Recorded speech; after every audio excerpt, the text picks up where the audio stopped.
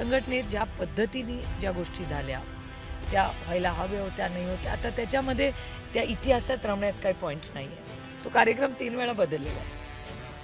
तो कार्यक्रम आणि त्याची डॉक्युमेंटेड आहे सगळं.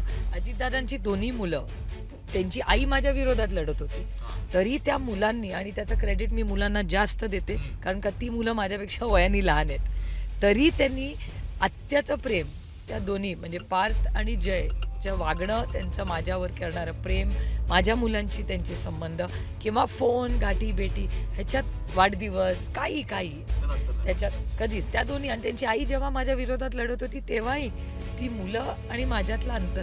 की केंद्रात सुप्रिया सुळे गोष्टी हँडल करणार, ॲज अ पार्टी म्हणून ते लीड करणार, दादा राज्यात बघणार, ही जी काही थेरी ही प्रॅक्टिकलच्या दिशेने चालली आहे, काय माझं म्हणणं. brought to you by Palvi Agrico. आता शेतीसाठी जे काही लागणार ते घरपोच मिळणार, तेही मोबाईलच्या एका क्लिकवर. महाराष्ट्रात आज एक फ्रेम फार इंटरेस्टिंग होती की ज्यामध्ये अमोल कोल्हे बसलेले दिसतात, तिकडे अजित पवारांचे आमदार चेतन तुपे दिसतात, या बाजूला आणखी थोडं जवळ आलं की अजित पवार स्वतः दिसतात, आणि बाजूला कोण तर सुप्रिया सुळे.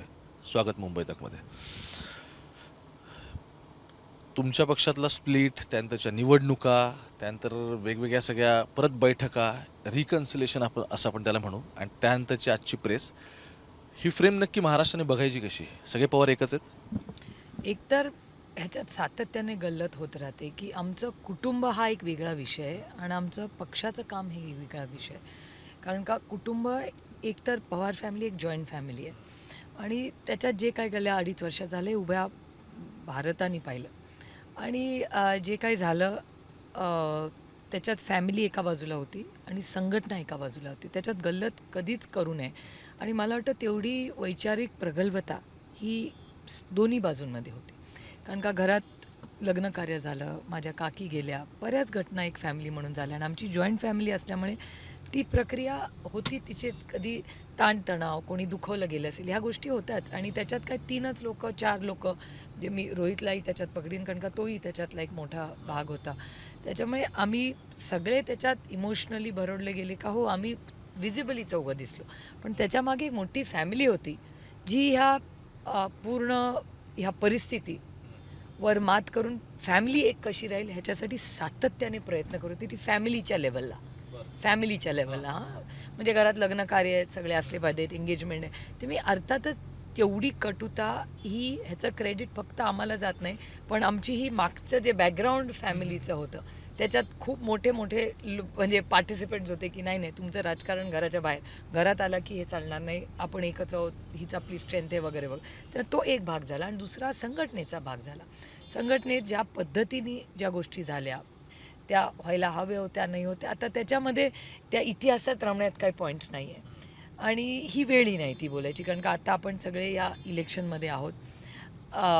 इलेक्शनमध्ये कार्यकर्त्यांची कॅन्डिडेटच्या दोन्ही बाजूंची, जेव्हा भारतीय जनता पक्षाचं त्यांचं ठरलं की ते एकत्र लढत नाहीत, त्याच्यानंतर कार्यकर्ते दोन्ही बाजूच्यांचं म्हणणं होतं की का नाही मग आपण एकत्र लढत, आणि त्याच्यातूनच्या चर्चांना सुरुवात झाली. मग चेतन असेल, सुनील भाऊ असतील, विशाल तांबे असेल, अंकुश अण्णा असतील, मनाली असतील, ही सगळा जो पुण्याचा ग्रुप आहे हा वारंवार भेटत होता, आणि त्यानंतर त्यांनी आमच्या सगळ्यांची चर्चाही केली, आणि आज ही प्रेस कॉन्फरन्स झाली.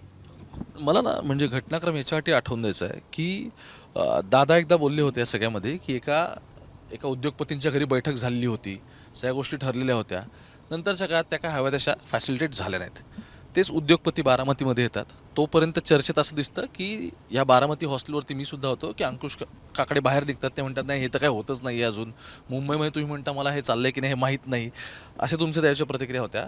पण तेच ज्यावेळी AI इन्स्टिट्यूटच्या उद्घाटनासाठी येतात उद्योगपती, आणि त्यानंतर दुसऱ्याच दिवशी रोहित पवार सकाळी हे सांगून टाकतात की नाही आम्ही एकत्र लढतोय, हा घटनाक्रम बघायचा कसा राज्याने? हा योगायोग आहे, म्हणून तर शब्द योगायोग आहे ना. कारण काय इतके योगायोग आहेत. हो, हा तर योगायोग आहेच ना. आणि मी तुम्हाला एक सांगू, सगळेच पक्ष आहे, माझ्याबद्दल नाही म्हणत आहे, सगळेच पक्ष सगळं मीडियाला सगळंच खरं काही नेहमी मिनिट टू मिनिट सांगत नाही. प्रत्येकजण आपल्या सोयीनी सांगत असतो. मी भारतीय जनता पक्षाचे गेले काही दिवसाचे इंटरव्ह्यूज बघते, ते पण त्यांच्याच सोयीनी सगळे सांगतायत ना. त्याच्यामुळे पत्रकार म्हणून तुम्ही तुमचं काम निष्ठेने करता. तुम्ही आम्हाला हार्ड क्वेश्चन विचारलेच पाहिजेत, आणि माझा एका लोकशाहीमध्ये तो तुमचा अधिकार आहे, पण त्याला उत्तरं सगळेच राजकारणी खरंच तुम्हाला सांगतात का अनेक वेळा, आणि गंमत पण वाटते कधी कधी, त्या फॅब्रिकेटेड स्टोरीज पण असतात. म्हणजे तुम्हालाही तुमचा जो सो कॉल्ड सूत्र असतो, तो सूत्र पण गमतीशीर असतो, कारण का ज्या घटना झालेल्या नसतात तेही सूत्र सांगत असतं. त्यामुळे कधीतरी म्हणतं सूत्रांची माहिती, हे तर आपल्याकडे संघटनेत झालंच नाही, सूत्रांनी काय सांगितले. ते सूत्रांनी स्वतःचा रेलेव्हन्स ठेवायलाही सांगत असतात काही काही गोष्टी. कधी कधी सूत्राची इच्छा असते, वेलविचारही असू शकतो, काही सूत्र निगेटिव्ह असतो असं नाही. पण मग हे आणि तुम्हाला सांगते की या उद्योगपत्यांच्या बद्दल तुम्ही बोलताय, तो कार्यक्रम 3 वेळा बदललेला आहे. तो कार्यक्रम आणि त्याची डॉक्युमेंटेड आहे सगळं.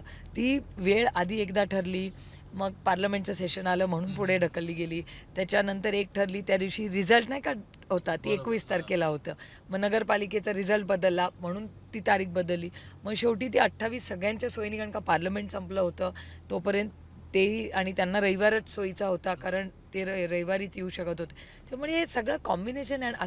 कसं झालं आमच्या केसमध्ये की कधी ते कुठून फिरून फिरून अरे हेच कारण आहे, ते आता आता तो नॅरेटिव्ह सेट झाला आजकालच्या लोकल शब्दामध्ये. त्यामुळे ठीक आहे, आता नॅरेटिव्ह तर नॅरेटिव्ह, चला पुढे चला. महाराष्ट्राच्या राजकारणात गेले 3-4 वर्षामध्ये इतक्या घडामोडी घडल्या आहेत की नक्की मग कोणती गोष्ट योगायोग म्हणून बघायची हाच तर प्रश्न नाही पडतो. नाही, काही गोष्टी, सगळ्या गोष्टी योगायोगाने होत नाहीत, काही ठरवूनही होतात. पण आता जर तुम्ही क्रेडिट त्या उद्योग, म्हणजे एक तर या देशामध्ये कुठलाच पक्ष, आणि मी माझ्या फ्रेटर्निटीला डिफेंड करते, फक्त मला नाही, म्हणजे त्याच्यात भारतीय जनता पक्षही आहे, सगळेच राजकीय मंडळी. मला असं वाटत नाही महाराष्ट्राचं किंवा भारताचं राजकारण ह्या पातळीवर आत्ता पोचलंय की उद्योगपती एवढा इन्फ्लुअन्स करतात. कुठलाच उद्योगपतींनी त्यांचं त्यांचं काम करावं, आम्ही आमचं काम करावं, हे वेगळे आहेत. तसंच पत्रकार, तुम्ही एक वेगळा भाग आहात. तर आपण या सिस्टमचे सगळे वेगळे वेगळे भाग आहोत. तुम्ही म्हटले की फॅमिलीमधल्या काही गोष्टी होत्या त्या पण क्लिअर झाल्या आणि किंवा फॅमिली म्हणून तुम्ही नाही ठीक आहे फॅमिली म्हणून तुम्ही काय एक होतात असं आपण म्हणू. हां म्हणजे फॅमिली म्हणून हां आमच्याकडूनही आणि त्यांच्याकडून, म्हणजे अजितदादांची दोन्ही मुलं, त्यांची आई माझ्या विरोधात लढत होती, तरी त्या मुलांनी, आणि त्याचं क्रेडिट मी मुलांना जास्त देते कारण का ती मुलं माझ्यापेक्षा वयाने लहान आहेत, तरी त्यांनी आत्याचं प्रेम, त्या दोन्ही म्हणजे पार्थ आणि जयचं वागणं, त्यांचं माझ्यावर करणारं प्रेम, माझ्या मुलांची त्यांचे संबंध, किंवा फोन गाठी भेटी, ह्याच्यात वाढदिवस, काही काही त्याच्यात कधीच त्या दोन्ही, आणि त्यांची आई जेव्हा माझ्या विरोधात लढत होती तेव्हाही ती मुलं आणि माझ्यातलं अंतर हे कधीच आलं नाही. वहिनींची माझ्या मनात कदाचित थोडी डिसअपॉइंटमेंट, मला वाईट वाटणे साहजिक आहे, आणि आम्ही ह्युमन यार, त्याच्यामुळे ह्या गोष्टी होतात, आणि त्यालाही वाटल्या असतील. म्हणजे असं मी का म्हणावं की मलाच का वाटलं, तर ते दादालाही वाटलं असेल, आणि त्याच्यात गैर काय. त्या सर्कमस्टन्सेसमध्ये, त्या सिच्युएशन्समध्ये आपण सगळेच त्या त्या प्रक्रियेमध्ये असतो, तेव्हा त्या त्या वेळीस त्या त्या निर्णय आपण घेतो. पण नातं एका ठिकाणी आणि आपली पॉलिटिकल स्टँड एका ठिकाणी. आता मला हेच समजून घ्यायचं आहे की चला फॅमिली म्हणून तुम्ही एकत्रच होतात त्यावेळेच्या कटुता असतील कदाचित त्याला पटकन लगेच ह्या सगळ्यामध्ये पुढे निघून गेल्या. मुद्दा असा आहे की ज्यावेळी एक पॉलिटिकल रिकन्सिलेशन होतं हे दिसतंय तर नक्की ते कसं घडलं म्हणजे काय तुमच्याकडून काही गोष्टी इनिशिएट झाल्या तिकडून इनिशिएट झाल्या मग बोलणी पुढे गेली.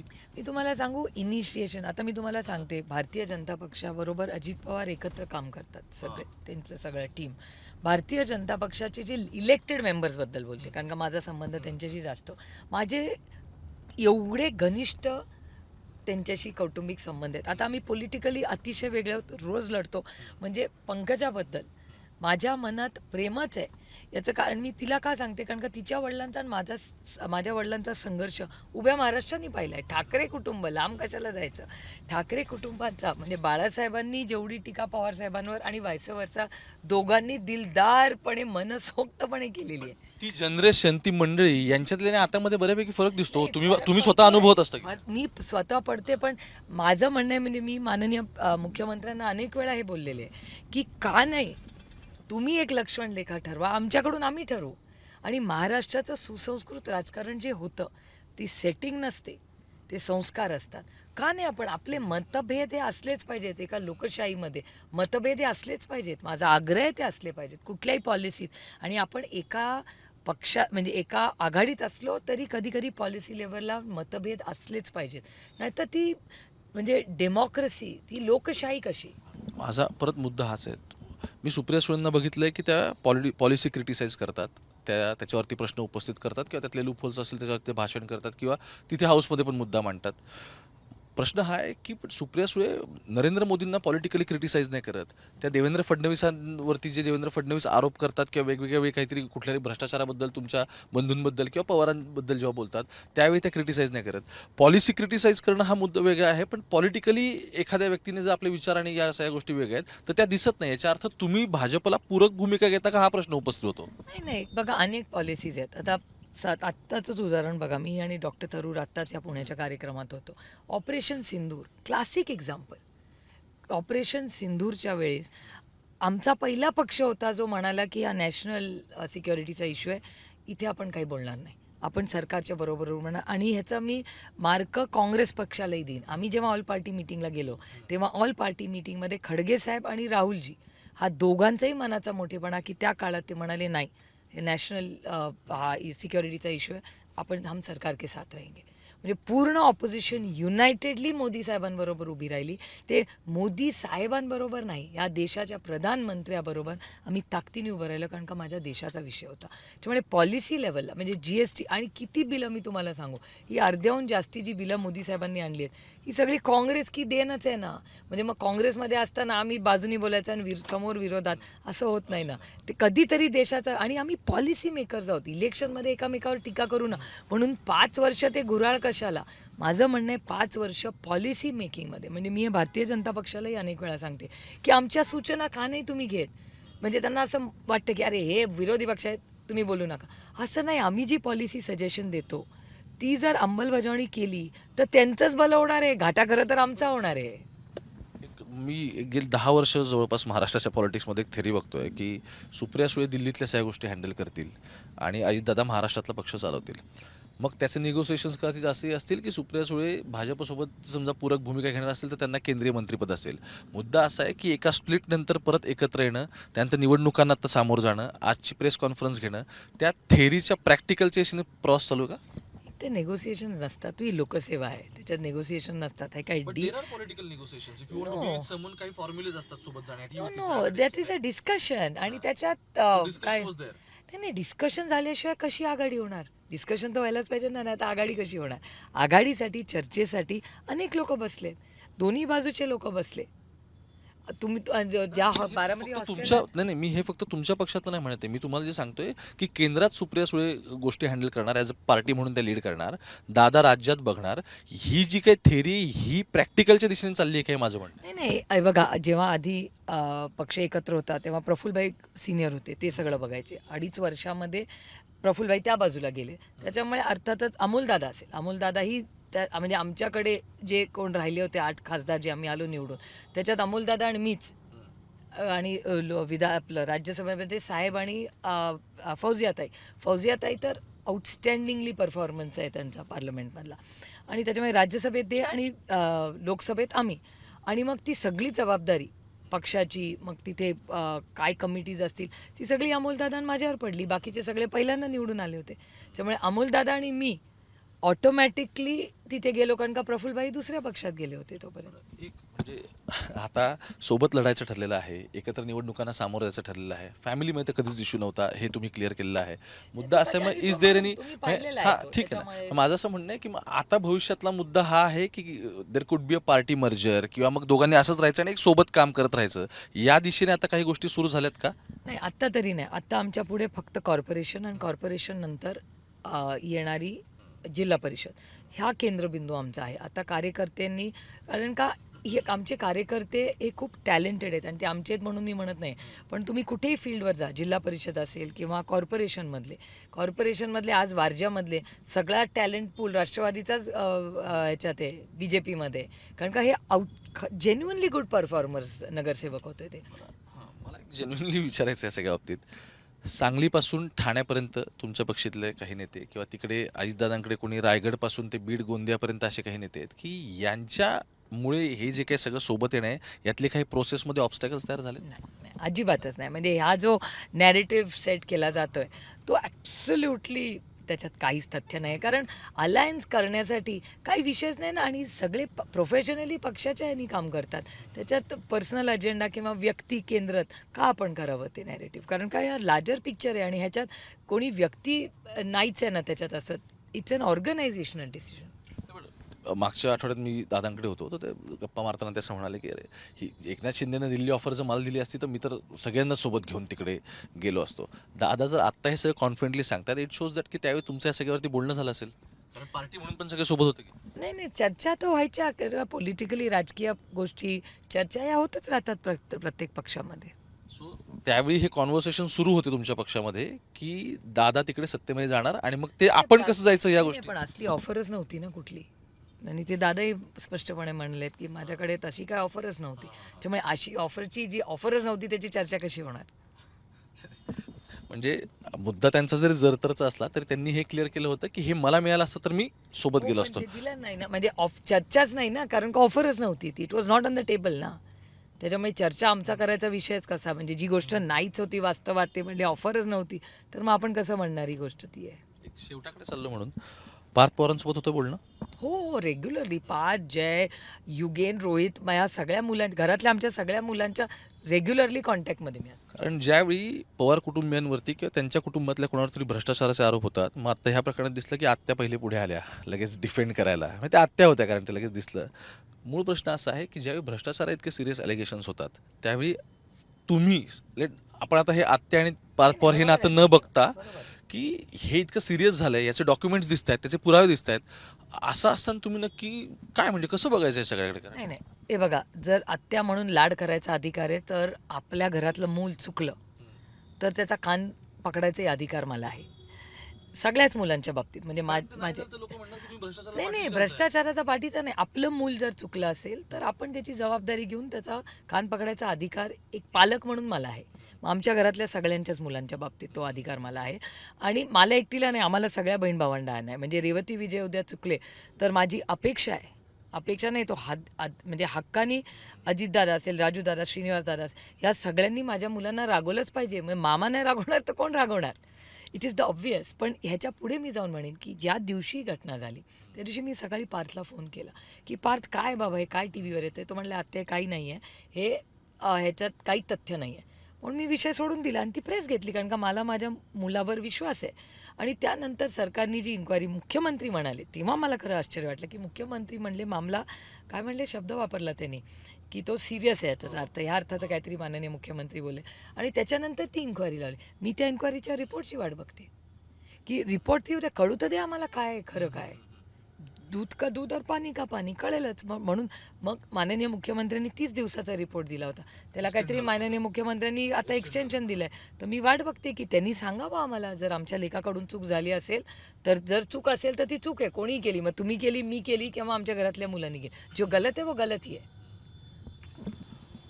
मुद्दा विचारसरणीचा परत यासाठी येतो की भाजपचे नेते आत्ता खूप क्लिअर सांगतात की अजित पवारांना आमच्यासोबत राहायचं असेल तर आमची हिंदुत्वाची आणि सावरकरांची आयडिओलॉजी ही त्यांना ॲक्सेप्ट झाली पाहिजे. बघा या ना त्या कारणाने तुम्ही दादांसोबत आहात माहिती आहे. आता तुम्ही या निवडणुकीसाठी असला तरी सुद्धा बरोबर आहे. सो ते एक वर्तुळ पूर्ण होतं या सगळ्याचं. आणि मग असं असेल तर तुमच्यावरती परत विचारसरणीचे प्रश्न यासाठी उपस्थित होणार की तुम्ही पॉलिटिकली फ्लेक्झिबल असता ठीक आहे, पण मग विचारसरणी जी लोक फॉलो करतात त्यांचं काय आता ideology? मी सावरकरजींचा तुम्ही उल्लेख केला म्हणून सांगते. आता शिवसेना आणि काँग्रेस ह्याच्यात एक्स्ट्रीम व्ह्यूज आहेतच ना. गेलं ना आम्ही 2.5 वर्ष राज्य.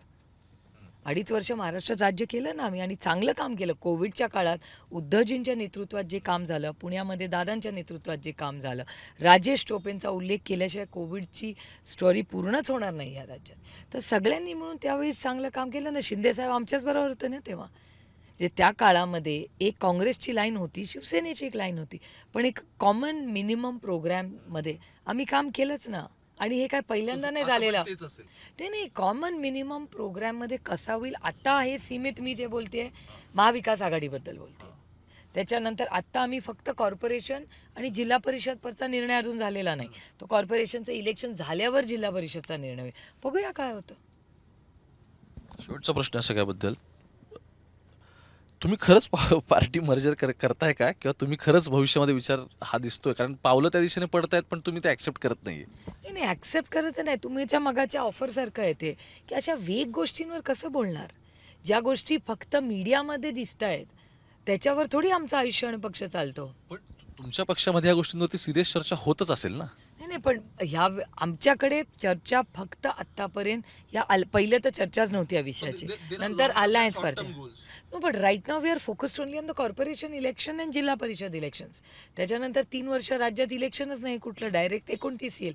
आणि आत्तापुरतं या सरकार प्रश्न असतील, राज्य असतील, जिओ पॉलिटिक्समुळे होणारे इम्पॅक्ट्स असतील, आमच्या लोकसभा मतदारसंघात होणारे सिरियस इम्पॅक्ट्स असतील. म्हणजे आता 500% ट्रम्प साहेबांनी जर खरंच टॅरिफ लावला तर मी विचार करते पहिला माझ्या लोकसभा मतदारसंघातली जी इंडस्ट्री आपल्या जिल्ह्यातली, it's going to be a crazy world.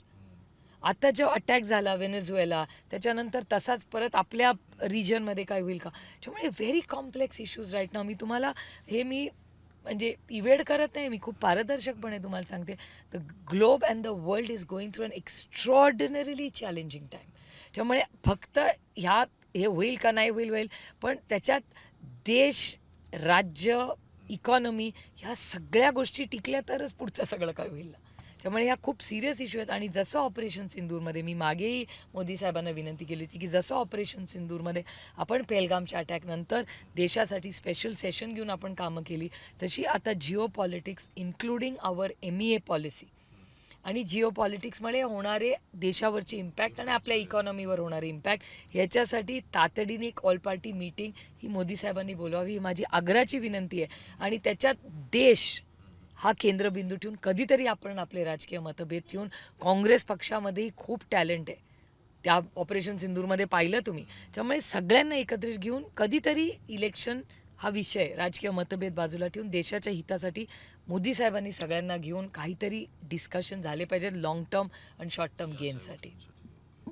खूप धन्यवाद सुप्रिया सुळेंचे. त्याकरता आता परत आणखी एका ठिकाणी चालल्यात प्रचाराला, निवडणुका आहेत सगळ्या, त्यामुळे या सगळ्या रशमध्ये बऱ्याच गोष्टी घडत आहेत. महत्त्वाचं काय आहे सगळ्यामध्ये की राष्ट्रवादीतले हे जे काही 2 महत्त्वाचे घटक आहेत ते एकत्र येणं, त्यांनी एकमेकांसंदर्भात गोष्टी क्लिअर करणं हे फार महत्त्वाचं होतं.